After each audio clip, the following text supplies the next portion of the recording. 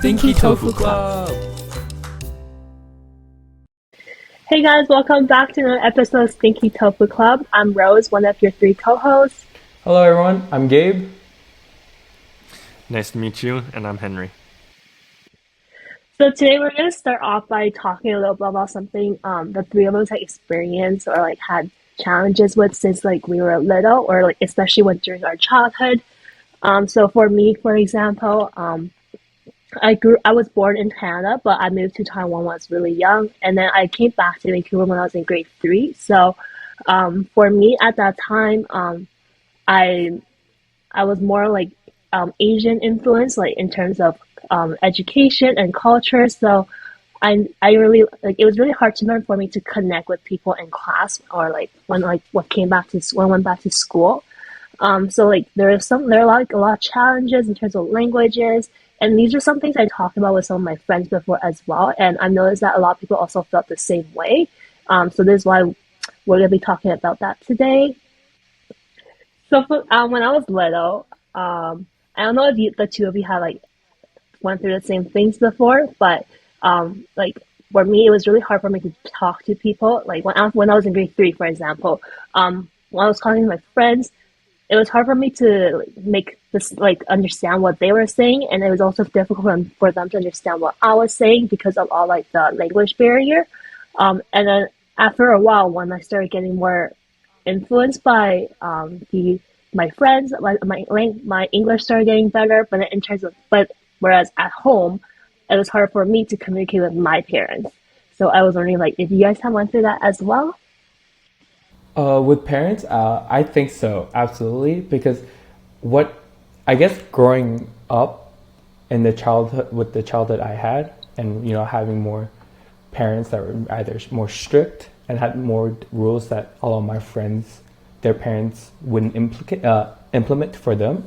So then there was, I guess, in terms of friends versus parents, there's that disconnect, right? Where I wasn't able to uh, properly communicate what I was thinking with my parents, knowing they won't understand me and knowing that my friends would. And that would may often cause resentment in between, especially within your And, own family, right? And and so, did you feel like that was more of a generational gap issue, or was that more of a cultural issue with your parents having grown up in a different environment than you did? I feel like it's like a mix. I think it was. I felt like it was a mix of everything because when in terms of if we want to dive into it and kind of talk about identity crisis, for me personally, identity crisis was me trying to figure out who I was, but then also being able to like conform myself depending on the people I was hanging out with, right? If it was, especially those was pretty prominent for me in university. If I was hanging out with more Western kids that grew up in Canada and weren't Asian, then I feel myself losing that part of myself, but being able to adapt and be more Western in my thoughts, and definitely less connected to my roots, right? And then because of that, I feel like there's a disconnect with me and my parents. So it always depends on the people I was hanging out with growing up, and that was my experience, right? I felt like Ditto, right, from Pokemon, just being able to mold myself. I was just so that's my identity crisis, right? Not knowing who I was, but also knowing that I was really good at adapting and being what my friends would want me to be. And that in that sense, I would lose myself, but also fit well with everybody. I don't know if that makes sense. Right. No, I think that makes sense. Right. So, like a sacrifice of the individual Hmm. just because you wanted to feel welcomed within your Right, space and your exactly. And then environment, right? eventually, by doing that so much, you also lose like what your parents want you to be, and you try to you try to please them as well, and then you're not yourself. At the end, you're not yourself, and that's like the worst feeling. So that's my I, experience with it. I think you brought up a couple of really interesting things to consider, right? Where because of your environment, you seek social acceptance, and yet there's almost multiple environments, right? So there's your home life with your family, there's your environment with your friends, and then say once you move into more of a professional environment with work, there's also the environment at your workspace, right? And so, n- these things don't always align, and more often than not, they probably won't align, and the degree of overlap isn't that high. And so, what was that moment for you where you found that you started to understand how you wanted to shape your own identity? Well, maybe not how you wanted to shape your own identity, but more discovering what aspects of each environment that you held within your own identity, and you started to maybe not conform as much based off of the specific environment that you were in, or do you not conform as much? Like, what was there even that change? I would say, for me, I would say I'm still trying to figure that out, right? I'm still trying to set boundaries for myself, and trying to establish who I am as a person, not be such a people pleaser, because that's been a big struggle for me. What about you, Rose? Do you feel like you kind of know who you are? No, I think I'm still working through that Right? I myself think as that's well. it. That's like Yeah. still kind of finding it, right? But then how do you go about, what are some key moments that you guys realize that, this isn't who I am? Like, where are the lines you guys draw? I think for me, it's what's been really interesting is, so from a young age, I've always been very hot-headed and very strong opinioned, right? So I would I think in the 5th grade I fell in love with biology, and I was like, okay, I'm gonna go down the path of being a doctor because this is what I want to do, and that stuck all the way through college until all of a sudden I think I was in my junior year, and I was like, I don't really enjoy this that much anymore. And I don't think the commitments that you have to make to your career and the profession, because you really give up so much when you're a doctor and you're there to serve your patients, right? And so being on call all the time, that just didn't appeal to me as much. And so that was a bit of a transition period for me. Really, I think finding out afterwards and experimenting with computer science, business, all of that stuff, I started to find and carve out more of a direction in regards to how I wanted to change and other things that I wanted to do and pursue from a professional standpoint. And so I think what's really interesting about that is when you feel like you, quote unquote, haven't really found yourself yet, right? You're still out there exploring and you're trying to find out what you like and what topics interest you, right? As well as where you want to direct development of your skill set or where you want to spend time performing activities. And yet, on the flip side of things, when you really know yourself, it's still not always like very rosy. There's still times where you will feel like you don't really understand yourself. Right. And I think those are inflection points in my own personal growth where I've noticed changes based off of like very slow long-term changes that have occurred over time, and they've really accumulated and changed the way that I've viewed specific things that I thought I liked before. For example, the profession of a doctor is one of them, and then afterwards switching over to computer science, and now I mean AI is basically my passion. So I think that's a very interesting thing for me to consider in regards to the balance between quote unquote not knowing yourself and quote unquote knowing yourself. Well, I like that though, because you touch on passion being an element of finding yourself. It's not just trying to fit in. It's not just trying to conform to your environment or pleasing others. It's then adding elements of what you love and your passion that all eventually are stepping stones to finding who you are, right? But then I have a question for you guys, and I'm gonna steer more in the culture side. Us being Asian, but growing up very in Canada, so very Western. What did you identify yourself as Asian as when you're younger in childhood? Did you feel like you were Asian, and then are you more in touch with your roots now, or do you still find yourself more on the Western side now that you've also moved to San Francisco? Oh, San Francisco's pretty Asian, but you moved to America now, right, Henry? And I'm just, San Francisco is still pretty. It's a pretty big Asian hub, right? But I've always been really curious because, were you guys born in Canada? Yeah. No, so Rose was. Rose I moved was here when I was 3. You moved here 3, so Yep. 3 is. I would say it's young, but not that young. I mean, so what did you guys where did you guys see yourself fitting with? I mean, growing up when you guys were young. I think when I was younger, like I like whenever people ask me where you're from, I just directly say, "Oh, I'm Taiwanese." Just because like I don't really identify myself as a Canadian, I would say. But even though I was Hmm. born in Canada, I spent most of my younger years in Taiwan. So for me, like that was like where my roots were from. But then I think like growing up like now, whenever people ask me, I say like I'm Taiwanese Canadian, because I think like because I've been like I went through high school, elementary school, and also university here in the North America. It's kind of like got me more accustomed to like some of the Western thinking or like culture. And then Hmm. even though like I'm not like neglecting my Asian like background or whatever, I think like it's like kind of like a mix for me now. I don't think I'm like exactly like Taiwanese because I don't like vibe. I don't like not vibe. Well. I don't like fit well whenever I um communicate or like talk to like really like people who are like, exactly from Taiwan. Um, and then like when talking with people here, like I also feel like some kind of like disconnect with them as well. So I think I'm in the middle. You in the middle. Mm. Yeah. And what about you, Henry? I mean, I grew up in Canada, Right. so that pretty much answers the question for you, right? I mean, so I call myself Canadian, and Hmm.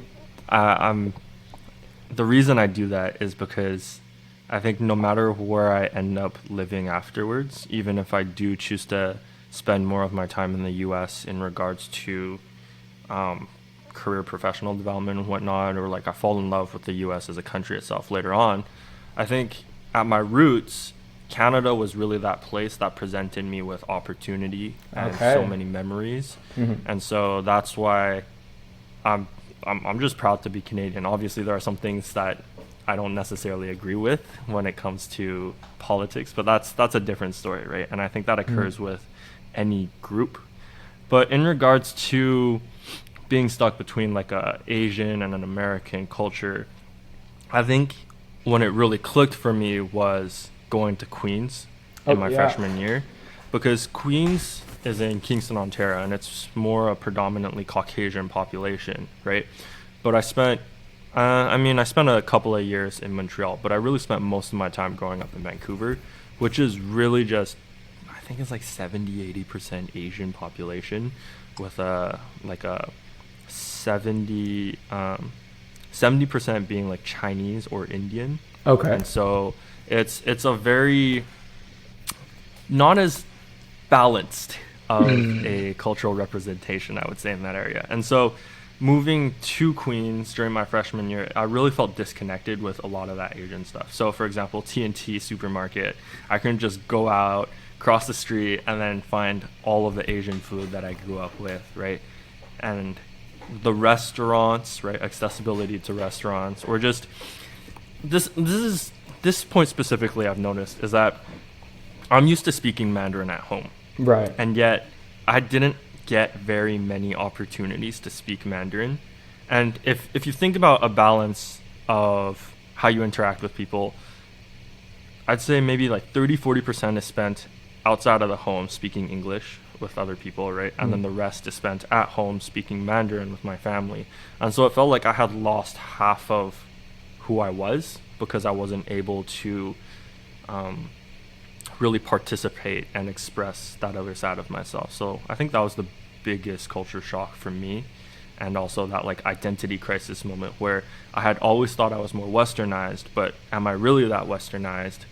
And is there another part of me that perhaps I should be a little bit more in touch with, or that I may be missing out on? Okay. So you before Queens, you thought that you were quite Western until arriving there. You thought you weren't Western at Yeah, all, and that's when the identity crisis comes on. Yeah. Okay. Comes exactly. along. Actually, I can kind of relate to that Okay. too. Yeah, I can relate to that too. Yeah. Yeah.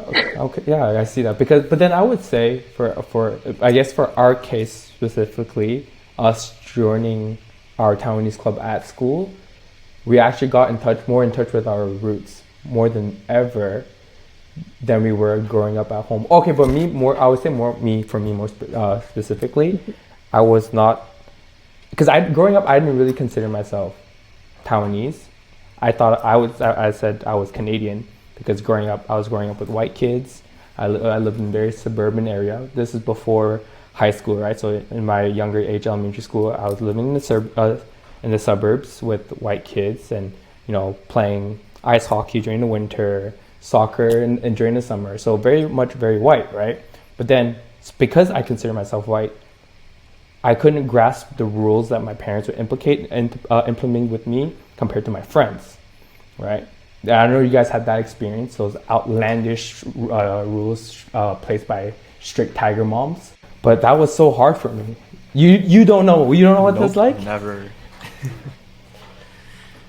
I have no idea. So here's the interesting part, right? I think my mom and her relationship with my grandparents was very interesting because she felt like her parents were a little bit too controlling in some of the activities. She felt like she didn't get enough opportunity to do extracurricular activities and really decide her own career path. And she was more being directed by her parents to do so. And so with us, that was a really big thing that she wanted to change. It's a similar story with my dad as well. And so really, for me and my brother, it was like they would suggest things to us that they think might be cool for us to try, and then afterwards they would push us to try it first, and ultimately whether or not we wanted to continue with the activity was up to our discretion. I think the other thing was, immigrant parents, they were working a lot, and so they're like, we usually didn't see them until like 6 p.m. because they would have to commute home. And so between 3 and 6, it was 3 hours for me and my brother to just do whatever we wanted, right? We could hang out with friends, we could read a book, play games, whatever. And so there is a lot of freedom and flexibility in that sense that just continued to expand as we grew older. And then by the time we were in high school, it was basically like, okay, I see. So that's kind of where we differ then in childhood, because I had a stay-at-home mom. Did you have, you had to stay home, right? So when you have a stay-at-home mom. I had a stay-at-home mom too, yeah. Yes. Especially because they all moved to Canada with us. So like my mom like left her job, right. And then my dad like. In my experience, once you have a stay-at-home mom, her kids are her entire life, right? Her whole entire reason of living. Yeah.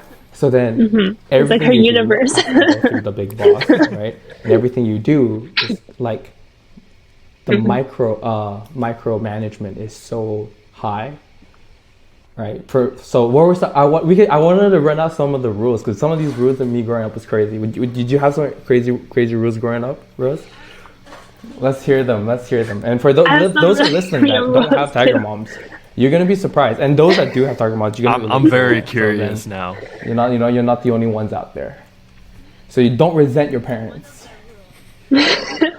So one of the rules was we're not allowed to sleep over at other people's houses, but people can sleep over at ours. That's and I can attest to that. That was huge in my house too.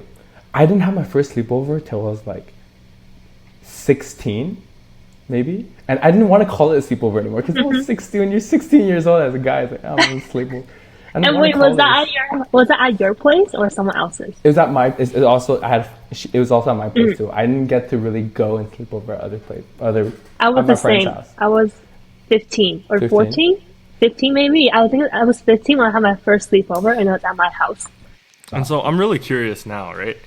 Did they ever maybe say like eavesdrop while you guys were hanging out and? Eavesdrop? No. So like my parents wouldn't stalk, but my mom especially would call. She would call me.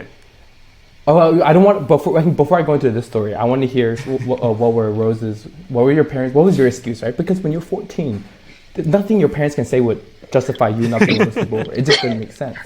So like, what were your parents' excuse? My mom was just worried that because. She's saying that if I go over to another person's house, like she wouldn't know anything that's going on, so she would worry the whole night, and then she doesn't want to go through that. Whereas if people come to our house, I'm just gonna be still at home, and then she can see what I'm doing, or at least hear if anything is happening, and then she can still be there for me. So that was like her worries, and then I remember like I used to like argue with her about this a lot. Like my friends, they would tell me, like there's no, what's the difference? Like, if your parents can, if their parents know my parents well enough, then you can come sleep Yeah. over, right? But then my mom's like, Yo, no, one they of the can only come to hardest our things house. to do growing up is just It's like, relaying your immigrant parents' rules to your friends, and which they will never understand unless you have immigrant parents. Because your friends will just think of you, you're yes, crazy. Your whole family's crazy. yeah. Like, what do you mean? Right? Okay. Yeah, and when I was in grade 12, my friends, we were trying to organize a sleepover at another friend's house. And then I was like, oh no, my mom would never agree to it. And they're like, why not? You're 8, you're 17. Why would your mom not agree to you sleeping over? And I was No? like, you guys, my mom just Yeah. will not say yes unless it's at my house. And they're like, no, we don't want to go to your house. We've done that before. We want to go to someone else, like the other person's house. And then so my friends, they ended up writing a letter directed Yo! to my mom. They're like, dear Mrs. Chang, and they're Yeah. like writing like a letter to my mom. Oh, but I I feel like never that would gave have that letter to worked my though. mom. Because isn't that really respectful? No, it wouldn't, cause but no, cause like right before I wanted to give that letter to my mom, I brought up the sleepover thing again, Okay, and then yeah, we I got in feel an that. I feel argument. that. So then I was like, oh, and then like yeah, so she was like, there's no way I would bring out that letter, be like, oh, my friends wrote a Oh letter, my god. you know. Yeah, see, you don't know this, huh, Henry? Yeah. Uh, you want to know how different our experiences were? So I don't think Uh-huh. I had my first sleepover until high school either, but that was just because of the way things were. But in high school, senior year, right, I would go out to parties, and so we'd have parties between friends and whatnot. And then afterwards, I don't think I made it home until like 11 or midnight, right? But the thing is, That's I so was a weird. responsible kid. I was a responsible kid. So I would go home, right? I would bus home by myself as well. Open the door, like it's not like my mom came to Huh? pick me up. I would just bus home, right, in the winters, and then afterwards open the door, right? And all I see is a hallway light that's on, and then my mom and my brother, they're both already asleep. And so I just turn off the hallway light and I go to sleep. And then my mom wakes up early, and she probably wakes up in the middle of the night to go to the restroom, right? So if she sees the hallway light is off, then she Mm. knows I made it home, right? I also make sure to text her as well, but sometimes I forget to text her, and she'll just check the light, and then she's like, "Yeah, I think he's home," and then she'll probably check him on my room or something to make sure I'm home. Ah, But that's that smart. was how Okay, it that makes worked. sense. Yeah, Oh, that makes sense. Yo, my mom's crazy. My mom would stay up. You know how much pressure that is? My My mom mom would would stay stay up up because too. once I passed that curfew, because midnight curfew is so late for a high school kid. Well, for that was so late it's for me. pretty late for a high school kid. Oh, she's getting ready to scold. She's winding up, loading her nagging. Once I open that door, and then she barge out of She's her got the room. slipper in one hand, ready to Uh huh. whip your ass as Yeah. well. Yeah. Yeah. Yeah. Yeah. So yo, coming home at midnight was unheard of. Yeah. I think it also depends on like the area, right? If you told me you were like Montreal downtown and your place lived and your friend lived on like one of those like clubbing streets, right? And then afterwards you have to get home through the subway system back to say Bell Center on your own. I think I would be a little bit concerned. When I transited home, it was still 20 30 minutes, but it was like I'm in suburbia waiting for a bus, and because it's suburbia, the bus doesn't come that often, and that's why. Or like I would walk home through a really nice park in a really safe region of the suburbs, right? I wanted to throw out another rule that was like going on in my household, and this is for all me and all my brothers, right? It's planning your outings with your friends, right? So in our own house, right? If I know there's a party in 2 weeks, I am not going anywhere within for the next 2 weeks. There's only so many cards I can deal, right? So I'm like, okay, there's this big event I want to go to, and if there's like, oh, my friends will be like, oh, do you guys want to let's meet up for just a dinner? Nah, I can't. I have to go to that party. I can't ask for more than, the cards I've been dealt. So you're gonna use up your That's monthly what I'm quota or saying. something? Yeah, exactly. And then for the next 2 weeks, it's all you do is study. You get as much good grades as you can to justify you going out, right? And I was like, yes, it's fair. It's very rational, but that is not what's happening in my friend's house. It's where like, hey mom, dad, I'm going out. Okay, if for me, I'm going out. Why? Why do you want to go out? What's the reason? What have you done to go out? And that was so hard for me to understand and grasp. which is why I got in trouble a lot because then through me growing up, and this is a funny story because once I got into high school, and this was during Singapore, I would then once school is finished, I'm supposed to take the school bus home. We pay for that stuff, right? But I would instead prefer to take this public transport subway because then I can eat with my friends and then take the subway home and then be like, oh mom, I took the bus, I'm on my way home. Like I would lie that I'm on the bus. So one time, after eating, I'm on the subway back home with friends and my mom calls me. She's like, oh, where are you? Like it's so late, where are you? And I go, oh, don't worry, mom, I'm on the bus. And there's chatter, so it sounds like bus stop, right? Oh, mom, don't worry, I'm on the bus, blah, blah, blah. And then my friends are just, they're quiet because they know my parent, they know my mom. Like a couple seconds go by after me saying I'm on the bus, this is what you hear. Doors are closing. Next stop, Ang Mo Kyo, which is a stop in the subway line. I'm just like, f me. My mom's like, did you just lie to me? Did you? And then lying to your immigrant parents is such a big deal. I was like, did you just lie to me? I'm like, 你到家你就完蛋了. So like translation like you're dead when you get home. When you're home, you're dead. And she hangs up on me.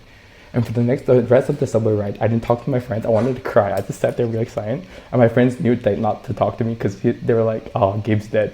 Gabe's dead. There's no point to even tease him because his mom can kill him.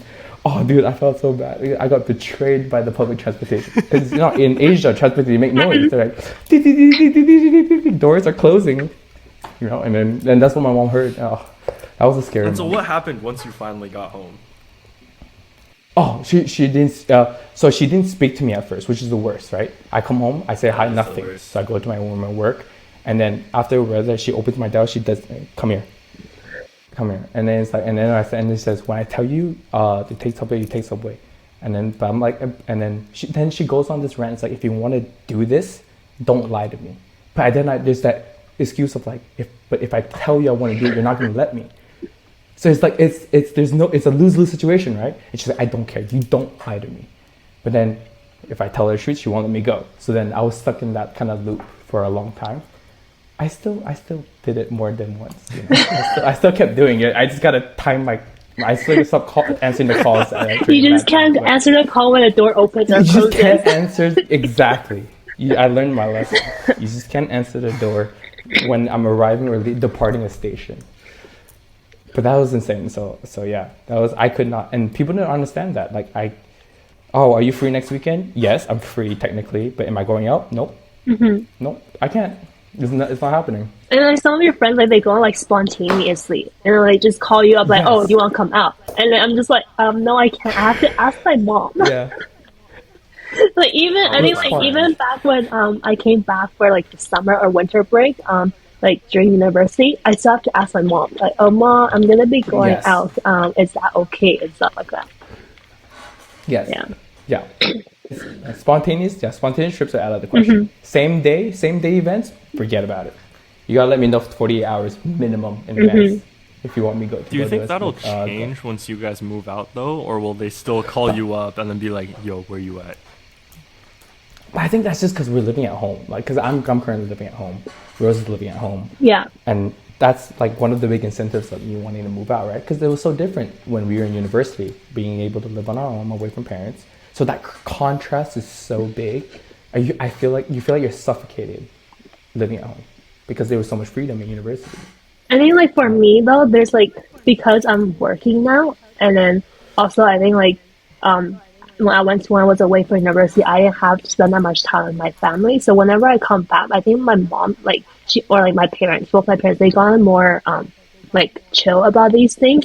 So if I were to bring stuff up like the day before, like, oh, I might be going out tomorrow, they'll be more okay, and they won't stop me from doing that. And then even like right now, since I'm working now, I think because like I'm earning my own money, they're more okay with if I just say, oh, I'm gonna be going out. But they just want to be notified so they can like maybe like plan like the rest of the day or like plan like their dinner like around it, right? Yeah. That's true. Yeah. If you do go out, just you gotta let the mom Yeah. know because you know mom's cooking. You don't want her to cook more than she has to, right? So yeah, it's the same here. It's definitely better now, but high schools, like growing up high school is rough. High school and elementary was like very intense. Your friends never saw you besides class, So I'm curious right? about another thing, right? And so, did you guys end up? So how did you keep in touch with your friends, right? Were you guys just texting all the time then, and that's how you kept in touch, or did you guys use like MSN, Discord, whatever? Okay, when did you guys first get your first phone, and when did you guys get Facebook? Because I guess our generation, our first, were you guys using MSN. I've never used So MSN Yeah, with were my you guys friends. using MS? No, right? Was Facebook our first kind of no, I used social media MSN. platform? So I think it was You did? You elementary did? school, Oh, okay. and then a Oh, couple Whoa. of my friends had tech older savvy. siblings. Right, I think I was like grade 5 or grade 6, and then some of my Mhm. friends had older siblings, and so we couldn't keep in touch when school was over, right? Like after 4 p.m., people had to go home and whatnot. And so whenever we got computer time, we would like sit Yeah. together, MSN, either be on call or like text and type messages, and then we'd play MSN games together. Damn. I've seen my older But cousins use MSN, and I've used it with my parent or like my family members when I was in elementary, but I never used it with my friends. I think like actually like when I like first got my phone, it was just text, and then afterwards right. it was Facebook. And Yeah, I didn't get yeah. I Facebook did a until I was in grade 7. I think like right when it was like the legal age supposedly of grade Facebook, 7. 13, Yeah. 13 or 12, yeah. Okay, yeah. So that's me too. So same order. But I also did a little bit of emailing before Facebook. Oh, I And remember those days. there was a time where I was cleaning out my inbox and I did went back to see old emails. I don't know why I wrote it so formal. The emails are so formal with friends. It made no sense. You had the correct heading. You had the sign out. It was so formal. It didn't feel like a text message. You're writing basically handheld letters electronically, right? The way you was conversing. So a little bit of email, and then Facebook came along. Yeah, Facebook and then phone. What was everyone's first phone? Do we all have the same? I'm just curious. Mine I was don't remember anymore. my dad's like really old phone. It was like an HTC, HTC Oh, you something. I had an know. HTC? Yeah. Actually, no. Okay. Before that, I used my cousin's used phone. It was a Sony Ericsson, like the one that really slide and there's like a keypad. Yo, you were the cool kid. Cool kid. But that was, There it is. Rose was one of the popular kids. Everyone. But then- Pop Confirmed. squad, but then that everyone. was like Pop I only Squad. used Rose it was for one of like the 3 popular kids months. growing up. I used it for like 3 Oh months. my god. And then the thing is, like, I can only send texts with my friends, and I had a limit of, I think it was like 100 texts a month, so I couldn't even keep a conversation for like more than like 5 minutes. Yo, hold on.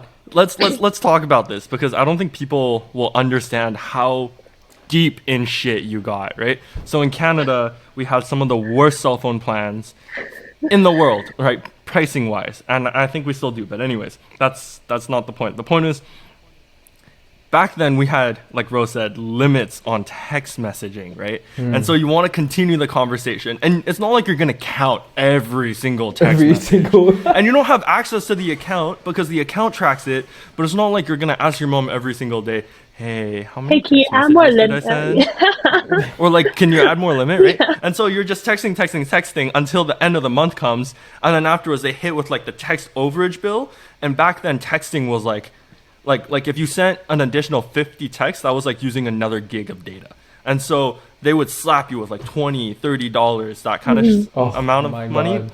And I got my ass beat for that. They're like, why are you texting so much, right? What are you texting for? Why aren't you sleeping, right? Why can't you just talk to your friends while you're at school? And why am I paying an additional $20-$30 a month for you to text friends? I got in so much trouble for that. You know, I actually counted the number of texts I sent just because I didn't want to go past Just the because 100 you- limit. Because if I what a go good past kid, that 100 what a limit, good I would probably kid. be like, in the ass. So what I've Or learned is my I'm phone not gets afraid of taken my away. parents enough. Like my phone would get taken away, so I was like, okay, no, I cannot go past that 100. And then, you know, when you send text, sometimes you send like really short text, just in response. I never do short text. I do very long. I was like, please, I'm typing a paragraph to my friends. You gotta make it worth Yeah, it, I have right? to make it worth it. it. I wait for them to reply, like send out all their messages, and then I send it all in one chunk. But were your phones, did it have keyboard text? Yeah, Did you guys? like I slide it and then I did like the keyboard Right. type. My first ones didn't, so I had to So like the 9 buttons, right? And then you that's what I'm just saying. click, click, click, I, click, click, and then you I finally get a had I C had or the whatever. brick. I had the brick Nokia, right? Nokia with no flip, no nothing. It was just a brick. Okay. And then the reason why I didn't text that much is because it would take me forever to write out one f***ing word. Wait, but when did you guys get your first phone? 999995555. I got my first phone in I was grade 5. It was like my grandma's phone. Mm, It was my grandma or grandpa's old mm-hmm. phone. So this is like a brick of Nokia that all you could do is call, text, and play Snake. Mm-hmm. Oh, Snake was so good. That That was the pretty much only the thing you could same. do. That was the only shit you could do on that Nokia phone. I And used to drop it play a bunch of Snake times in and never break. class. Yeah, yeah. I never So played Snake on the You phone. never played Snake? Oh, You classic, missed out. classic. Yeah. I got my first phone when I was in The grade first video game. 6. And I Grade used 6. like that Sony Ericsson for like 3 months or so, and then I switched to my dad's old HTC. And then there was some weird thing about HTC back then when there's like a limit of like the like characters you could send per text.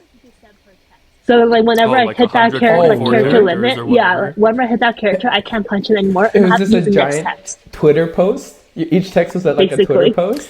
It used to be like that though, and then the cool phones would like they would automatically split it into multiple text Mm-hmm. messages for you. Yeah. Were we not doing word by like line by line back then? Were you guys were sending chunks of Yeah, you send chunks Speech? sometimes. damn. I didn't text that much because it was just too hard. Not smart enough to figure out the letters and numbers. I mean, by the time I'm done with the text, I'll be done with the phone call. That's you know what true. I mean? And back But then that they was just didn't have me. like that good of autofill, and so you actually had to type the whole word as opposed to just a couple Mm-hmm. buttons, and then it would Yeah. predict what that word is. Your phone had No, autofill. I think later on it did. So by the time I was like grade 7, grade 8, I think it did. But the Wait, it had autofill what? was The old- garbage. But were you doing old Sorry, iPhone? autocomplete, not autofill. Oh, okay. Autocomplete, right? But were you on iPhone then already? Great. Wait, when did the first iPhone come out? No, I think I was on some old. I think iPhones were out by then, but they were still really expensive. They I think were. I was they were. on like a Samsung Android. I think it was Yeah, I Android was on the Gingerbread back then. Yeah, No clue what Yeah, that no is. clue what that it's is. one of the earlier versions of Sounds Candy fire though. of That sounds fire. Android. It's so cool. Sounds though, like a because they had, limited like, Easter Christmas eggs. release. What do you mean? So like if you go into the settings and then you click on the software version, right? You'll have like an Android character pop up that looks like a gingerbread or whatever, and then it would like rain gingerbread androids. What? Oh, It was pretty cool. I felt like a cool kid with that phone. But I would feel like a cool kid if I had that too. Okay, well, I guess we did go on a. We derailed. We derailed a little bit. So we'll go back to what we were talking about, right? Being stuck between Asian and Western culture. I guess then we can move on to. So I have a question for you guys. Now that we've kind of not fully understood who we are, but maybe culturally, we're like, okay, I am Canadian, but also Taiwanese. I know what it is to be Taiwanese. I know what it is to be Canadian. Because then maybe growing up, for me, I didn't know what being Taiwanese meant, right? I thought it was just because of the color of my skin. But now we've grown up, we know what that is like. When you guys have kids, what is your approach? And are you do you want to be, are you going to be speaking Mandarin with your kids? Are you looking for a Mandarin speaking spouse, or maybe a spouse of a different culture to have mixed race babies? Because they're so freaking gorgeous. I don't know. They're so beautiful mixed race babies. Is that what you guys are looking for? What is your approach? I think if I were to have kids, not that I really want any, but if I were to have kids, I would want them to be able to speak Mandarin and actually like communicate with my parents at least. Because like my parents, like they know some English. They studied in like the States before, so they know some English. But then even now, like their ability is like getting like not as good as before. Like even like when they go out, like they get confused sometimes about what people are saying to them, or they don't know. Like sometimes they just I think it's just like with age, like they don't react fast enough that they can like form a sentence like that they can like say back to the person. So then I think like Right. even like further into the future, they will have a difficult time speaking the language, and I would want my kids to be able to like communicate and like bond well with my parents. But that is if I have kids. I don't really want them. No, I feel you. I am at that stage of life too. But like as you said, if I do have kids, I do see the difference about me growing up, not being able to speak Chinese with my grandparents and not being able to talk to them now. Like the connection that you form is so much deeper, Yeah. and it's like you get to really, they get to really understand you because they're grandparents. They don't see you every day, so then you want to share as much as you can with them when you see them. And if you don't speak the language, it's so hard to do, right? And they don't get to see you quite often, so there's not that deep connection unless you speak the language. You know what I mean? But I do agree.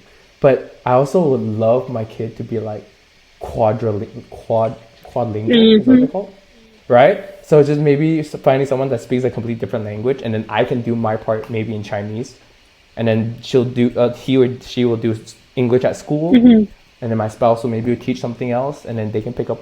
Oh, this And you know, like you end up learning that language Harvard. yourself too. I think what you said about like Right. being like able to like talk to your grandparents, I can really relate to because my grandparents they speak like Taiwanese at home, and then like I never really learned how to speak, but then I watched like those like you know like those Taiwanese like 8 p.m. dramas.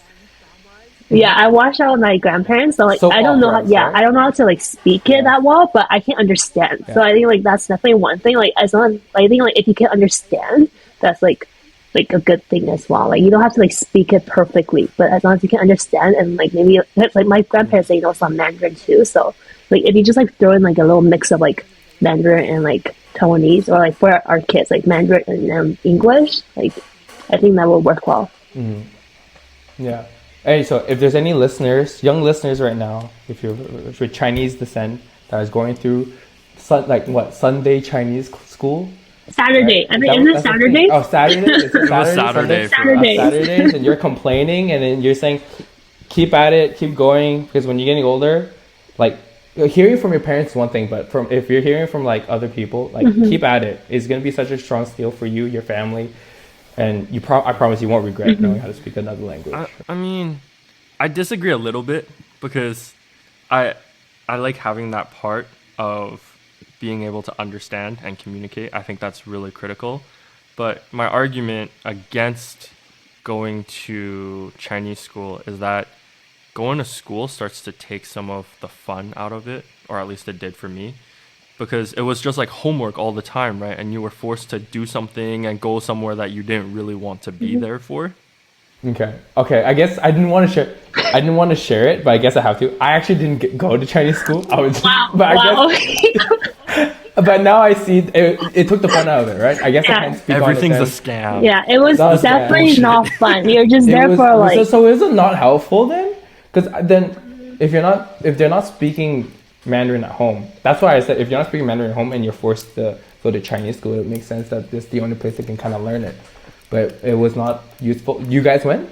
I did. I went for Both like of you? at least 7 years. 7 Yeah, years? but I would say like it's helpful. It was helpful to an extent. So like in terms of like it? being able to read, it helped. Being able to like write, it helped. But actually being able to like communicate with people, I don't think it really helped going to Chinese school, because in Chinese school you're just like reading it off a text. It's like when you're learning like a new language, like Japanese, for example, you're just learning off a textbook. And then like when you're actually talking to people, it's really different, right? Oh, there's no conversational element to it? Like there's not as it's like much Chinese conversational. Kumon. Yeah. So for me, I think it helped to an extent. And then my Mandarin was actually not that like, it was like not as good as when I first came here, after I finished Chinese school. It wasn't until I met some like these like twins who came directly from Taiwan, and then like they started talking to me a lot in Mandarin, and I learned all my like communication and stuff from them. Okay. Yeah. There we go. All right. That was how I got better. I retract. Tell your parents I don't want Chinese school and make Chinese friends. Is that better? Yeah. Is that the right way to go? That's Okay, exactly that's my the right point, way to go. because there's like that's literally how I learned all of my Mandarin, right? I kid. Okay, Rose is a better student than I am, But I'm pretty sure the reason I didn't spend 7 or 8 years in Chinese school is because I would have flunked out, and my parents were just like, okay, we're gonna stop now before you get to that point. And Okay. so I think I learned. So definitely, I think I support Mandarin at home because that gets you to a basic Yeah. level Yeah, of yeah, yeah. communication, and it builds those habits for grammar. Because from a neurology perspective, right, what you learn later on is actually implanted in a different region of your brain, and so it doesn't come as smoothly for languages you learn later on in your life. So I think it's really important to establish that foundation when you're young. But in regards, so like from a grammar perspective, right, and how to formulate sentences, but in regards to reading and typing, not writing, because I don't think I ever write Chinese anymore, but reading and typing, all of that stuff I learned in like junior or senior year of college after making Chinese friends. So Okay. I think making friends and being surrounded in that culture and the environment is much more effective than being put into a quote unquote boot camp to teach you a language. Okay. I think there's like Hopefully they different can- like things you can learn from all of like from what you do. So like from if you went to Chinese school, you'll definitely learn like more like some grammar, like writing and reading. And when you're like communicating, when you're like talking with your friends, you learn how to like speak. The same for like when you're talking to your parents or like family members, you learn how to speak, and you also learn the grammar. And then when you're like texting or messaging your friends, like you learn some. They're like obviously in the beginning, you're not gonna like type perfectly. There's gonna be like wrong words, like wrong grammar, because you're only used to speaking, right? But then I think like when you like the more you do it, like you'll learn like, oh, this is not the right like word that I'm using or like the right character. Then like You that's just how recognize. you just start to you just recognize those more things. character. And I think like if you find other things to do, for example, like watch shows, like that's what I did. Like watch like when I watched like the soft operas with my grandparents, like I started recognizing the words and like connecting them with like the pronunciation in Taiwanese. Like that's how I learned too. Okay. Yeah. Yeah. Okay. Yeah. Amen. That's all I can say. I preach that shit right there. Yeah. Okay. So that's the lesson. There you go. That's the lesson. So that is it. That is it for today's episode, guys, with the Stinky Tofu Club. Thank you for listening. Make sure you follow us on our club, on our podcast socials. We'll be posting that on our videos and linked in the video bios. And you can find us on Instagram and TikTok at Stinky Tofu Club. Stinky Tofu Club. yeah, and at Apple Music and Spotify as well. All right. All right. Like, subscribe, right? Do you have to say this? Do I have to say We're that? so new at this. We're so new at this. Sorry, guys. Like, We're very subscribe, very comment good. below. There we go. All right. We'll catch you guys on the next episode. Stay up to date on all things Stinky Tofu Club by following us on Instagram and TikTok at Stinky Tofu Club. And full episodes of our podcast can be found on YouTube, Spotify, and Apple Podcasts at Stinky Tofu Club. Catch you next time. Bye.